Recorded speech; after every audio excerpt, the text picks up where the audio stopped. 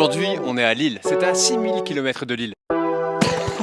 Cette fois, c'est une vidéo sous la neige car on a fait un périple bien plus long que pour notre trip aux Lilles de Belgique. On est parti visiter un autre Lille situé dans le magnifique état du Maine, à l'endroit exact de la frontière du Canada et des États-Unis. Quand vous vous plaignez qu'à Lille il fait froid, eh bien il faut savoir qu'ici, l'hiver, il fait jusqu'à moins 40 degrés. On a été accueillis par Don Cyr, un historien qui est aussi président du musée de cette ancienne église transformée en musée sur l'histoire des Acadiens, une population à l'origine composée d'Amérindiens et de descendants d'émigrés de la France, ce qui explique qu'ici, on parle encore un peu le français. Bienvenue à Lille. Sur notre long périple de 7 heures depuis Montréal, on est passé par des centaines d'endroits avec des noms français, avec quelques coups de cœur comme le trou à pépette ou encore le fond à patoche. Mais si ce tout petit village s'appelle Lille, c'est grâce à des sœurs qui s'appelaient les filles de la sagesse qui sont venues de Lille en France pour s'installer ici et y construire un mix entre un couvent et une école. Toutes sont assises et travaillent.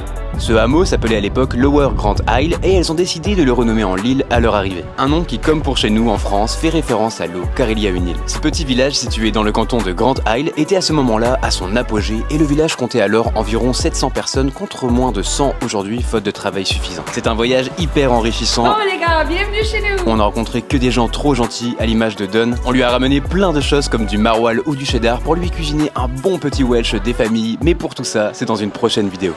Bonjour les friends. C'est Canada here. Maintenant on va boire une grosse bière. Ah oui.